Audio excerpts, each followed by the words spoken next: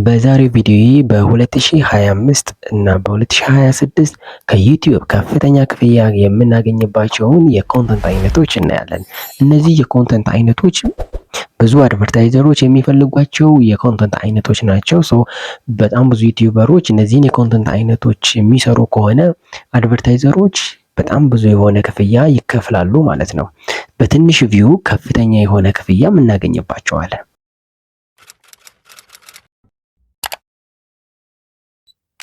አሰላሙ አለይኩም ወራህመቱላሂ ወበረካቱ። ውድ የናስ ኢንፎ ተከታታዮች እንዴት ናችሁ? ዛሬም እንደተለመደው በአዲስ የዩቲዩብ ቲፕስ መጥቻለሁ። ለቻናሉ አዲስ የሆናችሁ ላይክ፣ ሼር፣ ሰብስክራይብ እንዳይረሳ።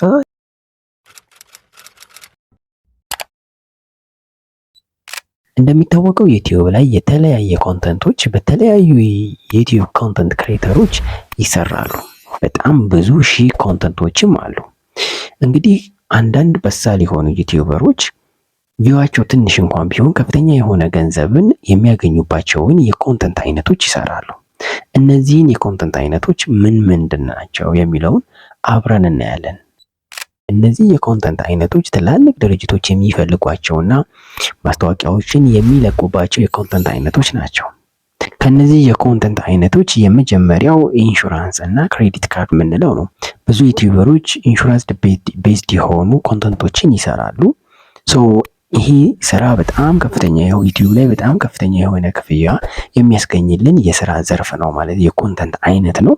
ቪዲዮአችን ይህንን ቤዝድ አድርጎ ቢሰራ በጣም ብዙ የሆኑ ክፍያዎችን ሊያገኝ ይችላል ዩቲዩብ ላይ። ስለዚህ በዚህ ዙሪያ እውቀቱ ያላችሁ ሰዎች ብትሰሩበት ተጠቃሚ ትሆናላችሁ ማለት ነው። እንግዲህ ይሄ ስራ $20 እስከ $50 እና ከዛ በላይም ሊያስገኝ ይችላል። በጣም አድቨርታይዘሮች ስለሚፈልጉት $20 እስከ $50 እና ከዛ በላይ ሊያስገኝልን ይችላል ማለት ነው። በሁለተኛ ደረጃነት እንግዲህ ያለው ሜክ መኒ ኦንላይን ኦር ፋይናንስ የምንለው ነው። ፋይናንስ ቤዝድ የሆኑ የተለያዩ ቻናሎች አሉ። እነዚህ ቻናሎችም ከፍተኛ የሆነ ክፍያ የምናገኝባቸው ናቸው። ምክንያቱም አድቨርታይዘሮች ይፈልጓቸዋል።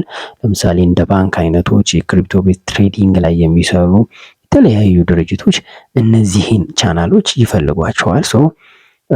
ከፍተኛ የሆነ ክፍያም ይከፍሉናል ማለት ነው። እንግዲህ በአቨሬጅ ከ15 እስከ $50 ድረስ የመክፈል አቅም ይኖራቸዋል ማለት ነው። ፐር አንድ ሺህ ቪው ከ15 እስከ $50 ድረስ የማግኘት ፕሮባቢሊቲ ይኖረናል ማለት ነው። ሌላው ኢንቨስቲንግ ኢን ክሪፕቶ ከረንሲ ነው። እንግዲህ የተለያዩ የክሪፕቶ ከረንሲ እንደውም አሁን ላይ በጣም ከፍተኛ ፊውቸር ላይ ራሱ በጣም ከፍተኛ የሆነ ክፍያ ከሚያስገኙልን ዘርፎች ውስጥ ወይም ኮንተንቶች ውስጥ ክሪፕቶ ከረንሲ ዋነኛው ነው ይላሉ የዘርፉ ተመራማሪዎች። ስለዚህ አሁን ባለው መረጃ መሰረት ግን ከ$12 እስከ $40 ድረስ ዩቲዩብ ላይ ፐር ቪው የማግኘት እድል ይኖረናል ማለት ነው። እንግዲህ እነዚህ በጣም ከፍተኛ የሆነ ሲፒኤም ያላቸው የኮንተንት አይነቶች ናቸው።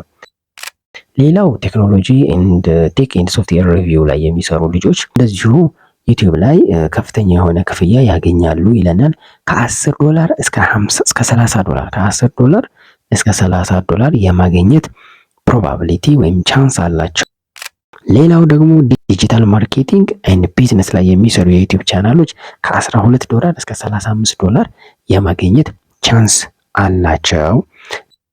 ሌላው ሪል ስቴት ላይ የሚሰሩ ከሆኑ ደግሞ $10 እስከ $25 ድረስ የማግኘት ቻንስ ይኖራቸዋል። ሌላው ደግሞ ኤዱኬሽን እና ኦንላይን ኮርሶች ላይ የሚሰሩ ከሆነ $8 እስከ $25 የማግኘት እድል ይኖራቸዋል። ሌላው ሄልዝ እና ፊትነስ ላይ የሚሰሩት ደግሞ ከ7 እስከ 20 የማግኘት ፕሮባቢሊቲ ያላቸው። ሌክዠሪ ኤንድ ሃይ ኢንድ ፕሮዳክቶች ለምሳሌ ካር ዋች ምናምን እነዚህ ላይ ደግሞ ሪቪው የሚሰሩ ሰዎች $10 እስከ $30 የማግኘት ቻንስ ይኖራቸዋል። ሌላው ደግሞ ሶፍትዌር ቱቶሪያል ላይ የሚሰሩ ሶፍትዌር ቱቶሪያል የተለያዩ አፖች ለምሳሌ እና አዶቢ ካፕከት ምናምን ብለው የሚሰሩ እዛ ላይ የሚሰሩ ድርጅቶች ደግሞ እዛ ላይ የሚሰሩ የዩቲዩብ ቻናሎች ከ8 እስከ $25 ድረስ የማግኘት ቻንስ ይኖራቸዋል ማለት ነው።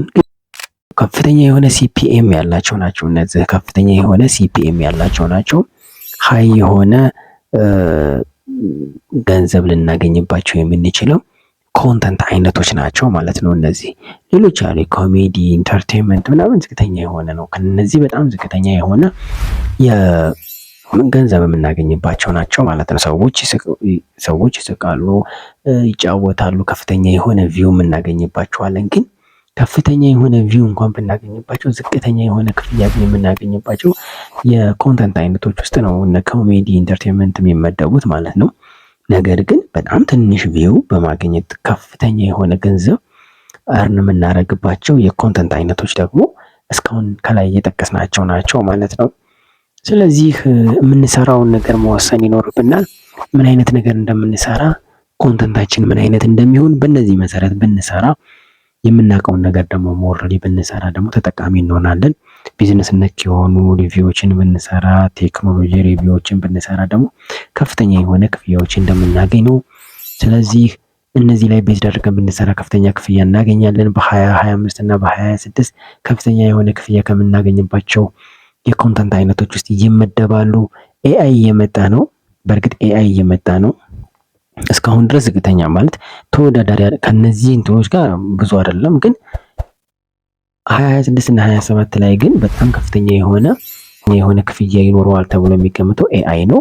እስካሁን ባለው መረጃ መሰረት ግን እነዚህ ከላይ የጠቀስኩላቸው የኮንተንት አይነቶች ዩቲዩብ ላይ ከፍተኛ የሆነ ክፍያ ያስገኙልናል ማለት ነው። ስለዚህ እንዴት እንደምንሰራ ራሳችን የኮንተንት አይነቶችን እንምረጥ እና ዩቲዩብ ስንሰራ የኮንተንት አይነቶችን ብንመርጥ ጥሩ ነው ብዬ አስባለሁ።